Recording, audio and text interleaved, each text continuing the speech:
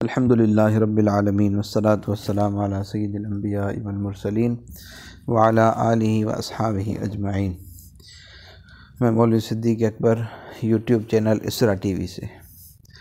فک کل نظام یعنی سیاسی اور سماجی زندگی کے ہر شعبے میں انقلاب پروگرام۔ ممکن تھا کہ اس زمانے کے جنگجو سرداروں کی طرح آپ بھی تلوار ہاتھ میں لے کر کھڑے ہو جاتے اور فوج بھرتی کر کے کسی شہر پر قبضہ کر لیتے، یا کسی جنگجو حکمران کے ساتھ ہو کر اس کی فوج کو تقویت دے دیتے، مگر اس طرح وہ ہمگیر انقلاب جو پارٹی کا نصب العین تھا پورا نہ ہوتا، بلکہ آپ بھی کسی حکمران کا ضمیمہ بن جاتے۔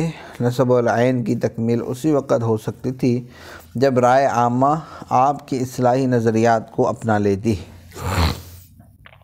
اس کے لیے جنگ و جہاد سے پہلے تعلیم و تربیت کی ضرورت تھی، لہذا پارٹی کا پہلا پروگرام یہی قرار دیا گیا اور اس کے لیے ملک میں چند مرکز قائم کیے گئے: جماعت، پارٹی اور اس کے زعماء، نمایاں ارکان۔ تاریخ کی بہت بڑی کوتاہی ہے کہ اس پارٹی کے تمام ارکان کی فہرست محفوظ نہیں رکھ سکی، البتہ آپ کی تصانیف نے چند ساتھیوں کے نام بتائے ہیں جن کی تحریک و تاکید اور جن کے مشورے پر یہ کتابیں تصنیف کی گئیں۔ ان کا مختصر تعارف یہ ہے: نمبر 1، مولانا محمد عاشق صاحب۔ یہ قصبہ پہلت، ضلع مظفر نگر کے رہنے والے شاہ صاحب کے ماموں زاد بھائی تھے۔ ابتدا سے شاہ صاحب کے شریک اور ساتھی رہے۔ سفر حجاز میں بھی آپ کے ساتھ تھے، جہاں مکمل اور ہمگیر انقلاب کا نصب العین طے ہوا تھا۔ خود شاہ صاحب کا اعتراف ہے کہ یہ میرے رازدان ہیں، میری تصانیف کی لائبریری ہیں، انہی کے اسرار پر بہت سی کتابیں لکھی گئی ہیں، انہی کے ذریعے میرے بعد میرے اصول کی اشاعت ہوگی۔ چنانچہ حضرت شاہ ولی اللہ صاحب رحمہ اللہ کی وفات کے بعد ان کے حلقے کے ارکان، بالخصوص شاہ صاحب کے فرزند جانشین حضرت شاہ عبدالعزیز رحمہ اللہ کی تربیت آپ ہی نے کی۔ نمبر 2، مولانا نور اللہ صاحب، ساکن بڑھانا، ضلع میرٹھ، حضرت شاہ ولی اللہ صاحب کے شاگرد ہیں۔ آپ ہی کی فرمائش پر حضرت شاہ ولی اللہ صاحب کی مشہور تصنیف تفہیمات الہیہ مرتب ہوئی۔ مولانا نور اللہ صاحب حضرت شاہ عبدالعزیز صاحب کے استاد بھی ہیں اور خسر بھی ہیں۔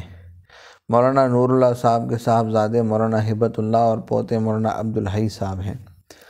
مولانا عبدالحی صاحب نے تحریر میں نمایاں اور غیر معمولی خدمات انجام دیں۔ آپ کی وفات شمالی مغربی سرحد کے علاقے میں ہوئی، جب آپ حضرت سید احمد شہید کے ساتھ میدان جہاد میں تھے۔ تفصیل آگے آئے گی انشاءاللہ۔ نمبر 3، مولانا امین صاحب کشمیری، شاہ صاحب کے مخلص رفیق ہیں۔ شاہ صاحب کے بعد شاہ صاحب کی حلقہ پارٹی کی تربیت میں مشغول رہے۔ نمبر 4، حضرت شاہ ابو سعید صاحب، ساکن رائے بریلی۔ آپ رائے بریلی کے مشہور بزرگ شاہ علم اللہ صاحب کے پوتے تھے۔ آپ ہی کے نواسے حضرت سید احمد صاحب شہید تھے، جنہوں نے انگریزی اقتدار کے خلاف رائے عامہ کی تنظیم کی، پھر شمالی مغربی سرحد میں علم جہاد بلند کیا، جس کا ذکر آگے آئے گا انشاءاللہ۔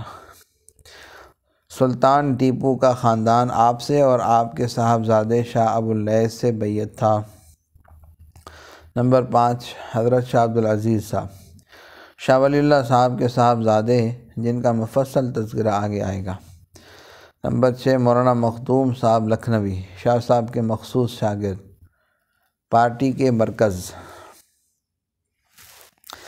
علمی اور عملی تربیت کا سب سے بڑا مرکز دہلی تھا، جس کو حضرت شاہ ولی اللہ صاحب کے بعد آپ کے فرزند جانشین مولانا شاہ عبدالعزیز صاحب رحمہ اللہ نے زندہ رکھا اور اس کو 4 چاند لگائے۔ اس کا مفصل ذکر آگے آئے گا۔ دوسرا مرکز رائے بریلی کا وہ مشہور دائرہ تھا جو تقیہ شاہ علم اللہ کے نام سے مشہور تھا، جو اودھ کے علاقے میں تقریباً نصف صدی پہلے سے تعلیم و تربیت کا سرچشمہ بنا ہوا تھا۔ یہی مرکز ہے جس سے سلطان ٹیپو کا روحانی تعلق تھا۔ انگریزی اقتدار کے خلاف جب دہلی کے مرکز سے جہاد حریت کا فتویٰ صادر ہوا تو رائے بریلی کے اسی مرکز سے انقلاب کی وہ مشہور تحریک اٹھی جس کو وہابی تحریک کے نام سے بدنام کیا گیا۔ اس مرکز میں کام کرنے والے نسبی لحاظ سے حضرت شاہ عالم اللہ صاحب سے وابستہ تھے، لیکن علمی اور عملی لحاظ سے وہ حضرت شاہ ولی اللہ صاحب کی تربیت گاہ سے فیض پائے ہوئے تھے۔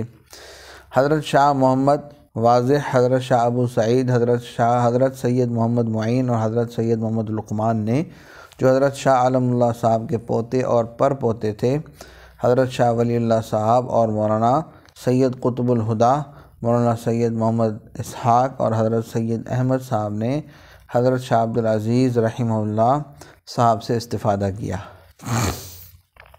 ان کے علاوہ حضرت مولانا عبید اللہ صاحب سندھی نے 2 مرکزوں کا اور پتہ دیا ہے، مدرسہ نجیب آباد اور مدرسہ ملا محمد معین ٹھٹہ سندھ۔ ہم ایک مرکز کا اضافہ ضروری سمجھتے ہیں، یہ اودھ کا دارالحکومت لکھنؤ تھا، جہاں حضرت شاہ ولی اللہ صاحب کے شاگرد رشید مولانا مخدوم لکھنوی نے تقریباً نصف صدی تک چشمہ فیض جاری رکھا۔ پھر مرزا حسن علی صغیر محدث اور مولانا حسین احمد ملیح آبادی جیسے فاضل نوجوان نے حضرت شاہ عبدالعزیز صاحب قدس اللہ سرہ العزیز کے حلقہ درس سے فیضیاب ہو کر لکھنؤ میں عرصے تک اس شمع کو روشن رکھا۔ مشکلات راہ۔ 18ویں صدی عیسوی کے ہندوستان میں فق کل نظام یعنی مکمل اور ہمہ گیر انقلاب کا نصب العین ایک چراغ تھا جو شہنشاہیت، شاہ پرستی اور ادارہ داری کی طوفان انگیز آندھیوں میں روشن کیا گیا تھا۔ مغل شہنشاہ کی فوجی طاقت اگرچہ کمزور ہو گئی تھی، مگر 2 سالہ مغل شہنشاہیت کی عظیم الشان تاریخ نے مغل بادشاہ کی تعظیم و تکریم کو مذہبی عقیدے کی حیثیت دے دی تھی۔ یہی سبب تھا کہ وہ فتنہ پرور گستاخ طاقتیں جو مغل بادشاہ کو قتل کر دیتی تھیں مجبور تھی کہ اکبر اور عالمگیر کی اولاد ہی میں سے کسی کو معزول یا مقتول بادشاہ کا جانشین بنائیں۔ مغل بادشاہ ہی کو ملک کا حقیقی مالک سمجھا جاتا تھا، چنانچہ صوبوں کے گورنر باوجود یہ کہ خود سر اور خود مختار ہو گئے تھے، مگر اپنی حکومت کے جواز کے لیے بادشاہ کی سند ضروری سمجھتے تھے۔ برہان الملک نواب سعادت علی خان نے مغل بادشاہ کی وزارت کا لیبل لگا کر اودھ میں اپنی بادشاہت قائم کی، اور نظام الملک آصف جاہ نے امیر الامرائی کا ماٹو لے کر دکن میں اپنے استقلال کا جھنڈا لہرایا۔ اور مرہٹوں کی بغاوت کا بھی بڑا منشا یہی تھا کہ کوئی ایسا ہی تغرہ ان کے ہاتھ لگ جائے۔ چنانچہ جب باجی راؤ پیشواز اور مادھوجی سندھیا کو امیر الامرائی کا منصب مل گیا تو سسکتی ہوئی مغل شہنشاہیت بھی ان کے نزدیک تعظیم و تکریم اور حفاظت کی مستحق ہو گئی۔ انتہا یہ کہ ایسٹ انڈیا کمپنی نے اپنے تسلط کے جواز کے لیے سند دیوانی ضروری سمجھی، اور دہلی فتح کرنے کے بعد بھی نصف صدی سے زائد تک تخت دہلی پر مغل بادشاہ کا گڈا بٹھائے رکھا۔ علاوہ ازیں مکمل اور ہمہ گیر انقلاب کا نعرہ صرف بادشاہ اور شاہ پرستوں کے لیے پیغام فنا نہیں تھا، بلکہ ان تمام طاقتوں کے لیے بھی پیغام موت تھا جو سلطنت مغلیہ کا جانشین بننا چاہتی تھیں یا پیشہ ور سپاہیوں کی مدد سے ملک کے چپے چپے پر جاگیردارانہ نظام کا جھنڈا گاڑے ہوئے تھیں۔ صلی اللہ تعالیٰ علی حبیبی۔ بادشاہ، نوابوں اور امراء کے علاوہ حضرت شاہ صاحب نے علماء، مشائخ اور شعراء پر بھی سخت تنقید کی تھی۔ آپ کے تنقیدی مضامین تفہیمات الہیہ میں آج بھی چھپے ہوئے موجود ہیں۔ ہر ایک مضمون تیر و نشتر کا اثر رکھتا ہے۔